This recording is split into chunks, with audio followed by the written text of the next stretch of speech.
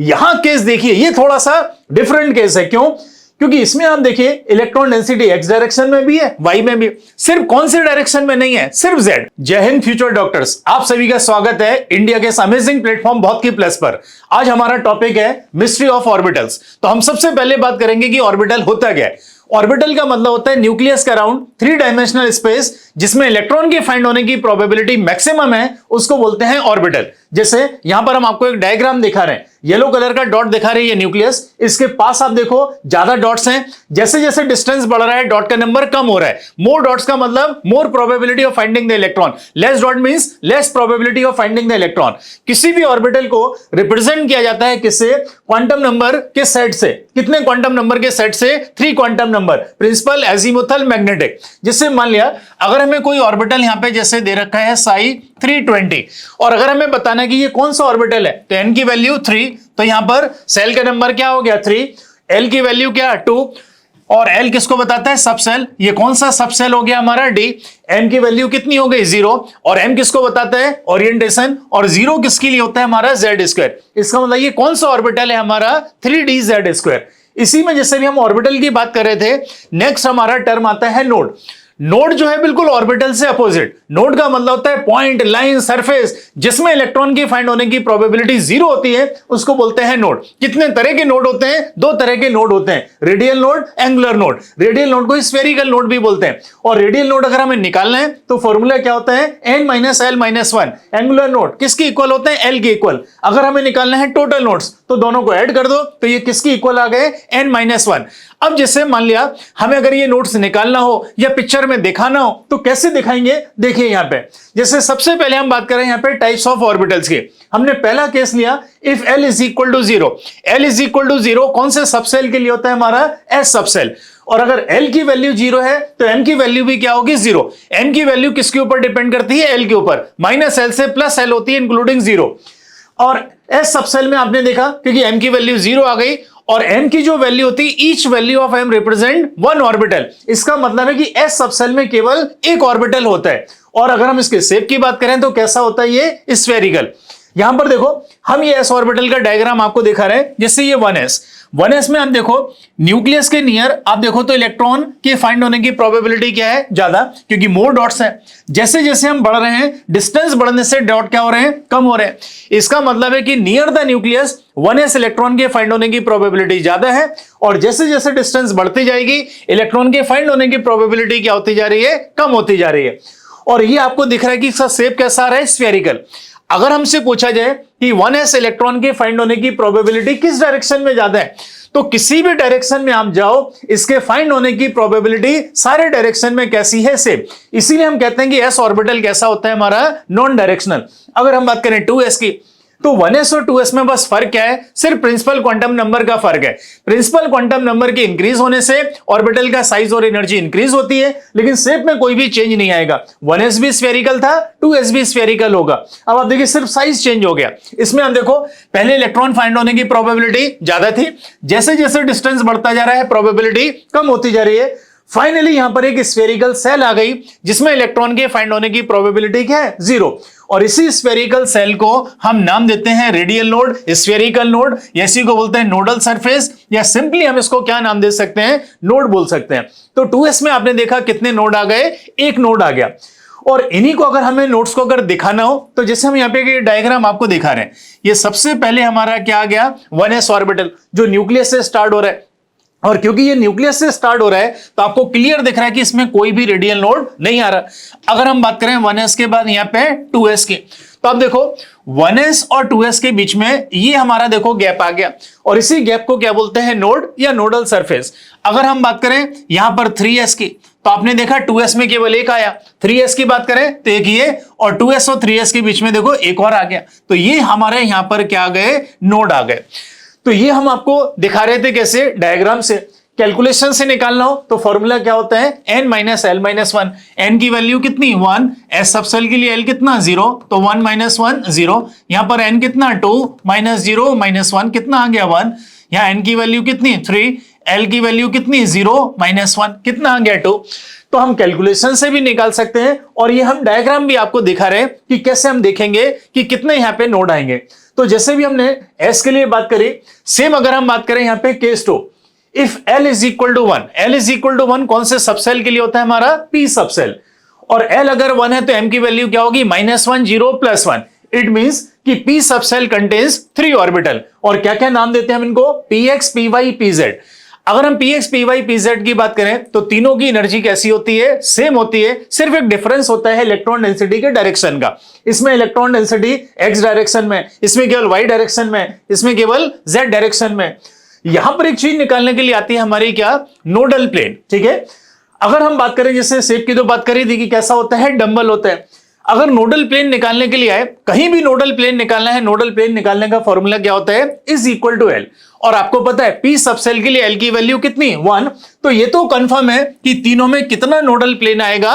एक nodal plane आएगा। अब बात है कि नोडल प्लेन देखेंगे कैसे? आप यहां पे देखो Px में, इसमें इलेक्ट्रॉन डेंसिटी या तो इस लोब में है या इस लोब में। अब हमारे आप हाथ को देखो, ये कौन सी एक्सिस पर रखा है? Y। और जो बाहर निकल रही है वो कौन सी एक्सिस? Z। तो ये हमारा हाथ जो है वो कौन सा प्लेन बना रहे हैं? YZ। अगर हम चाहें तो इस प्लेन को ऐसे दिखा भी सकते हैं कि ये है हमारा कौन सा प्लेन? YZ। और इस प्लेन को देखो, ये दोनों लोग को बाइसेक्ट कर रहा है। इसका मतलब है कि इसमें इलेक्ट्रॉन के फाइंड होने की प्रोबेबिलिटी कितनी? 0। तो Px के लिए नोडल प्लेन क्या आ गया हमारा? YZ। अब एक बार क्योंकि हमने इसको समझ लिया तो हम डायरेक्टली कहीं भी नोडल प्लेन बता सकते हैं। कैसे? देखिए, x के लिए क्या आया? YZ। इसका मतलब उस एक्सिस को छोड़ दो। यहां पर अगर y है तो क्या आ जाएगा? XZ। यहां पे क्या है? Z। तो क्या आ जाएगा? XY। तो इस तरीके से हम क्या निकाल सकते हैं? नोडल प्लेन निकाल सकते हैं। इसी में मान लिया अगर हमें निकालना हो नोडल सरफेस, तो नोडल सरफेस निकालने का फॉर्मूला क्या है? n - L - 1। फिर से देखिए, n की वैल्यू यहां पे कितनी? 3। अगर हम बात करें L की, तो P के लिए आपको पता है L की वैल्यू कितनी? 1 - 1। तो क्या आ गया? 1। या N की वैल्यू 4 - 1 - 1 कितना आ गया? 2। या N की वैल्यू N - 1 और -1 कितना आ गया? N - 2।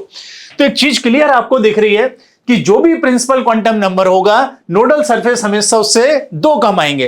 तो फाइनली हमने N के लिए फॉर्मूला बना दिया, क्या आ गया? N - 2। अब इन्हीं नोडल सरफेस को फिर से डायग्राम में जैसे दिखाना हो तो कैसे दिखाएंगे? यहां पर फिर से देखिए, तो ये हम दिखा रहे हैं, ये एक्स एक्सिस, ये हमारी वाई एक्सिस, ये हमने सपोज कर ली क्या? Z axis. जैसे सबसे पहले अगर हम यहां पे बना दें किसको? ये हम बना रहे हैं यहां पे 2px। तो ये हमने बना दिया 2px। दोनों लोग क्या होंगी? एक्स एक्सिस के डायरेक्शन में। और 2px आपको क्लियर दिख रहा है कहां से स्टार्ट हो रहा है? न्यूक्लियस से स्टार्ट हो रहा है, इसीलिए इसके अंदर कोई भी नोडल सरफेस नहीं है। अगर हम बात करें 3px, तो 3px का जो साइज है वो 2px से क्या होगा? बड़ा हो जाएगा, लेकिन शेप हमने का कभी भी चेंज नहीं होगा। तो ये है हमारा यहाँ पे क्या? 3px। अब आपको देखो क्लियर दिख रहा है 2px और 3px के बीच में ये गैप आ गया। गैप मतलब क्या चीज आ गई हमारी? ये नोड आ गया। इसी में अगर हम दिखाएं 4px, तो 4px का साइज और बड़ा हो गया। तो ये है हमारा 4px। और अगर 4px आ गए तो यहां पर एक और नोड बढ़ गया। तो आपको क्लियर दिख रहा है कि 4px में 2 नोड आए, 3px में 1 नोड आया। तो इस तरीके से हम नोड्स को दिखा सकते हैं। जैसे ये भी हम बात कर रहे थे p की, इसी में अगर हम बात करें केस थर्ड, तो केस थर्ड आता है if L is equal to 2। L is equal to 2 हमारा किसके लिए होता है? D सबसेल के लिए। अगर L की वैल्यू 2 है तो M की वैल्यू क्या क्या होगी? -2 - 1 0 +1 +2। इट मींस कि D सबसेल कंटेन्स 5 ऑर्बिटल। अगर हम शेप की बात करें तो कैसा होता है? ये डबल डंबल होता है। जैसे हमने यहाँ पे 5 D ऑर्बिटल आपको देखा है, DXY, DYZ, DXZ। इन तीनों को अगर आप ध्यान से देखो तो इनमें जो लोब होती हैं वो एक्सिस के बीच में होती हैं, जबकि dx² - y² dz², इनमें जो लोब्स हैं वो एक्सिस के अलोंग है। dx² - y² में x और y के अलोंग, dz² में z एक्सिस के अलोंग। सबसे पहला क्वेश्चन तो इसमें हमसे यही पूछा जाता है कि कौन सा d ऑर्बिटल है जो बाकी सबसे डिफरेंट हैगा। तो आपको क्लियर दिख रहा है dz² अकेला ऐसा ऑर्बिटल है जिसके अंदर 2 लोब हैं, बाकी सबके अंदर कितनी लोब हैं? 4 लोब हैं। अब जैसे अगर हम बात करें इसमें नोडल प्लेन की, तो नोडल प्लेन हमने कहा किसकी इक्वल होता है? L के इक्वल। और D सबसेल के लिए L की वैल्यू कितनी? 2। तो ये तो कंफर्म है कि सारे D ऑर्बिटल में कितने नोडल प्लेन आएंगे? 2 नोडल प्लेन आएंगे। कौन से आएंगे? क्या नाम होगा? कैसे दिखाएंगे? ये देखिए, जैसे हम dxy की बात कर रहे हैं, dxy में आप फिर से देखिए हमारे हाथ को, ये y एक्सिस बाहर निकल रही है z, तो एक तो नोडल प्लेन क्या हो गया? yz। दूसरा देखिए नोडल प्लेन क्या हो जाएगा? xz। तो यहां पे क्या क्या 2 नोडल प्लेन आ गए? एक yz आ गया, एक xz आ गया। अब इन नोडल प्लेन को डायरेक्टली अगर लिखना हो तो कैसे, यहां देखिए क्या आ रहा था एक्स वाई, कौन सी एक्सिस मिसिंग थी हमारी जेड, तो एक बार एक्स के साथ जेड ले लिया, एक बार वाई के साथ ले लिया। यहां देखिए कौन सी एक्सिस मिसिंग है हमारी एक्स, तो इसका मतलब एक बार एक्स के साथ यहां पे वाई ले लें और एक बार एक्स के साथ जेड ले लें। यहां देखिए कौन सी एक्सिस मिसिंग है हमारी वाई, तो एक बार एक्स के साथ वाई और एक बार वाई के साथ जेड ले लिया। ये हमारे नोडल प्लेन। अब अगर हम बात करें d x square minus y square, यहां केस देखिए ये थोड़ा सा डिफरेंट केस है। क्यों? क्योंकि इसमें आप देखिए इलेक्ट्रॉन डेंसिटी एक्स डायरेक्शन में भी है, वाई में भी, सिर्फ कौन से डायरेक्शन में नहीं है, सिर्फ जेड। और आपको एक चीज कंफर्म है कि प्लेन जो है वो दो एक्सिस से बनता है, एक एक्सिस से अकेला प्लेन बनता नहीं है। तो हम तो यहां पर इस डायग्राम को देख के क्या बोलेंगे कि इसमें नोडल प्लेन 0 होना चाहिए, लेकिन फॉर्मूला तो कह रहा है कि इसमें कितने नोडल प्लेन, 2। देखना जरा, यहां पे 2 नोडल प्लेन आते हैं स्पेशल टाइप के। कैसे? हमारे आप हाथ को देखिए, ये जो हाथ है देखो चारों लोग को बाइसेक्ट कर रहा है कि नहीं यहां पे, तो ये हमारा क्या आ गया, ये हमारा प्लेन आ गया। ऐसे अगर हम बात करें तो देखो एक और ऑब्लिक प्लेन आएगा ऐसे, तो एक प्लेन ये आ गया जो चारों लोग को बाइसेक्ट कर रहा है। तो इसमें 2 ऑब्लिक प्लेन आते हैं जो दोनों एक्सिस से कितने का एंगल बनाते हैं, 45 का एंगल बनाते हैं। ठीक है, तो ये डिफरेंट टाइप के प्लेन है। अगर हम बात करें डी जेड स्क्वायर में, डी जेड स्क्वायर और थोड़ा सा खतरनाक केस है। इसमें हम देखो एक्स वाई एक्सिस देख रहे हैं, एक्स वाई प्लेन में रिंग आ रही है, तो इसमें तो एक्स एक्सिस पर भी इलेक्ट्रॉन डेंसिटी है, वाई पर भी है, जेड पर भी है। तो फिर बात है कि इसमें कितने नोडल प्लेन होंगे, तो ये पर्टिकुलर केस जो है इसमें कितने नोडल प्लेन होते हैं, 0। फॉर्मूले से जाओगे तो 2 आ जाएगा, लेकिन रियल में इसके अंदर कोई भी नोडल प्लेन नहीं होता। इसीलिए सबसे इंपॉर्टेंट हमारा केस कौन सा होता है, डी जेड स्क्वायर का। हाँ, इसके अंदर एक चीज जरूर आती है, इसमें इस तरह का एक नोडल कोन आता है जिसमें इलेक्ट्रॉन के फाइंड होने की प्रोबेबिलिटी 0। नोडल कोन मतलब ये इस तरह का कोन, अगर आप देखो तो कोन के इस सरफेस में इलेक्ट्रॉन के फाइंड होने की प्रोबेबिलिटी क्या है, 0। लेकिन वो हमसे नोडल प्लेन पूछता है, तो नोडल प्लेन इसके अंदर कितने होंगे, 0 होंगे। तो ये हम आपको है ना डायग्राम दिखा रहे थे। इसी में मान लिया अगर हमें नोडल सरफेस निकालना है तो फॉर्मूला देखिए आपके पास क्या है, n माइनस एल माइनस 1। यहां पर देखो n की वैल्यू कितनी, 3, और डी सब सेल के लिए l की वैल्यू कितनी होती है, 2 माइनस 1 कितना आ गया, 0। यह n कितना, 4 माइनस 2 माइनस 1 कितना आ गया, 1। यह n देखिए 5 माइनस 2 माइनस 1 कितना आ गया, 2। यहां पर n की वैल्यू n माइनस 2 माइनस 1 किसके इक्वल आ गया, n माइनस 3। इसका मतलब है कि कोई भी अगर हमें डी ऑर्बिटल दिया जाए और उसमें अगर नोडल सरफेस अगर हमसे पूछे तो जो भी प्रिंसिपल क्वांटम नंबर उससे -3 कर दो। जैसे 3 था तो 3 माइनस 3 0, 4 माइनस 3 1, 5 माइनस 3 2। इस तरीके से हम क्या निकाल सकते हैं, नोडल सरफेस निकाल सकते हैं।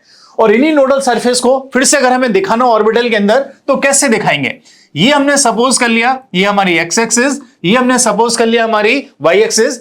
सबसे पहले हम आपको दिखा रहे हैं 3dxy। 3dxy आपको पता ही है ना, dxy में जो लोब होती हैं हमारी कहां होती हैं, x और y एक्सिस के बीच में। 3dxy देखो न्यूक्लियस से स्टार्ट हुआ, इसका मतलब है भी कोई भी नोड या नोडल सरफेस नहीं आया।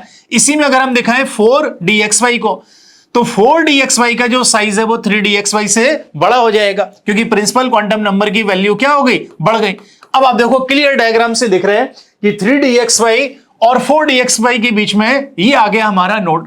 तो 4dxy में कितने नोड आ जाएंगे, एक। इसी में अगर हम दिखा दें 5dxy, तो 5dxy देखो और बड़ा हो गया साइज में, तो ये आ गया हमारा क्या, 5dxy।